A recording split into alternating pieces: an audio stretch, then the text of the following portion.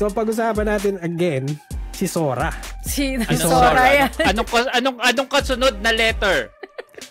Sora na may A, tapos I. Okay? Hindi aoy. AI. Okay? Sora AI pag-usapan natin. Iba yun. Mas interesting yun sa mga sa mga nakakalam nung panahon natin. Pero yun, not sure if aware kayo dito kasi yung Sora 2 was launched recently. 2 na to, may kasama siyang app. Yung app is capable of creating mga 20-second long videos and 1080p resolution. May kasama pang sounds. Actually, invitation only to, tapos iPhone lang yung mga pwedeng mag-install. Actually, invitation ay iPhone lang. Trinay ko naman namin. Gusto ko i-try din sana Yun. Pero after nung release niya, yung social media is na-flood ng mga AI slap basically. Yes. Dami ng content. Nagawa nga ng content ni Ginawa Sora. nila ng AI. Hindi May mga nakikita lang ako nagba-viral na gawa ng Sora. May watermark naman siya yung advantage. Oo, yun. Kita mo, alam may mo mga lumalabas na natatanggal nila yung watermark. Inedit nila. Magaling sila mag-frame. Parang ganun. Marami na dinidepict yung mga copyrighted na characters doon sa mga popular na franchises. Ano yung mga napanood niyo? Kasi mga nakita ko si Super Mario, yung mga behind the scenes ng mga live action daw kunwari na yun na nakikita ko lagi. Yun nakita ko. One Piece, Solo Leveling, mga Demon Slayer, mga ganun, mga anime na gagawin daw kumari na live action. Pero maraming AI slap na lumabas basically. Dahil doon, yung OpenAI na CEO na si Sam Altman, nag-respond niya. Sabi niya yung OpenAI na magkakaroon siya ng parang opt-in and several countermeasures. Basically, some users yun cannot generate na yung mga particular na mga copyright materials. Ang problem nga lang is parang opt-in, opt-out yung ginamit nila. So by default, kung owner ka ng franchise IP na to, naka-check ka. Ang additional information pa na lumabas dito dahil dun sa mga nangyayari, kasi related siya sa mga copyright ng mga big franchises na tulad ng Pokemon, One Piece. Yung Japanese government is nag-issue na sila ng formal request sa OpenAI asking them to refrain from copyright infringement. So, valid ba tong take na to? Kasi copyrighted materials na before siya, di ba? Nag-learn lang yung AI based dun sa mga copyrighted material tapos nagpo-produce siya ng parang new content in a way. Yung ngayon is ginagamit niya na yung mga specific IP na. So nagreklamo ang Japanese government. Ang sabi pa ng Minister of State of IP nila and AI strategy. Ni-stress niya yung cultural importance ng mga Japanese manga and anime characters. Kasi daw yung mga yun is mga irreplaceable treasures daw siya sa mundo. Which is true. Imagine mo, nila yun. Tapos sa AI, gagamitin ng iba for content. Tapos nakakabaga AI generated. Ang unfair for na naman memes kasi. Ba yung ginagawa nila? Tapos yun na nga. Iba-iba pa yung ginagawa nilang. I think ang valid problem crash kasi yung regulation Yun, sasabihin ko sana. Wala ka pa talagang regulation. Wala pa ba?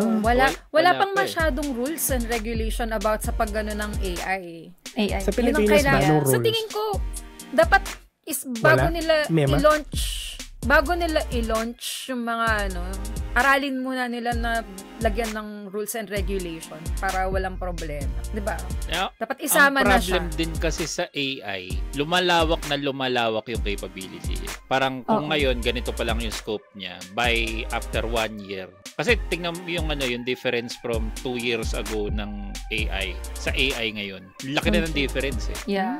So baka yung gawin nilang regulation ngayon, by 2 years after, 3 years after, parang hindi na nila nasasakop talaga yung kayang gawin ng kasi sa mga lawmakers kailangan pa silang ipasa sa Senado, tapos kailangan pa nilang iboto, so isang mahabang matagal na bill process pa yung mangyayari dito. Kung mabilis na may enforce yung mga rules, ang kailangan mag-enforce yung mga social media companies, mga big tech din, sila din dapat sila dapat.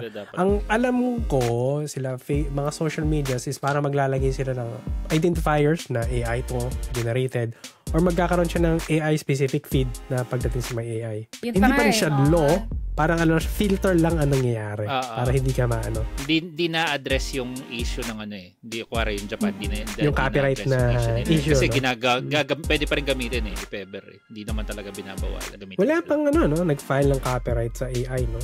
Wala pa talagang solid na rules and regulation na napatupad parang ganun.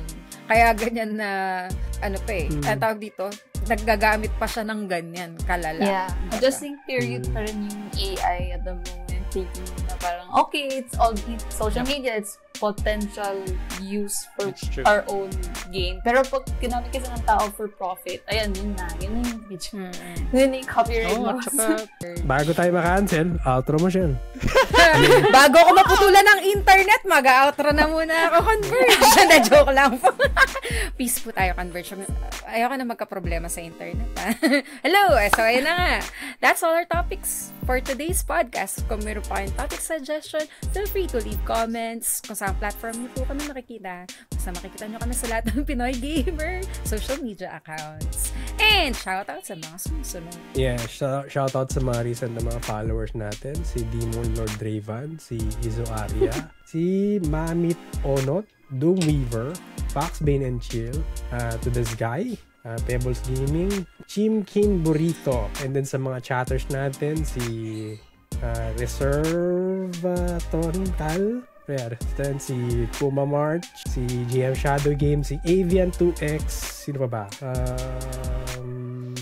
Yeah, may namiss ako, pasensya na po. Ikaw, Ola Sky, meron ka bang shoutout? Actually, yung mga community ko yung pumasok, kaya mga kilala ko dyan, yun, kulit nyo, tinadiyos niya ako, shush. Thanks guys for dropping by sa aking guest here. So, I really appreciate it. Thank you so much for letting me join.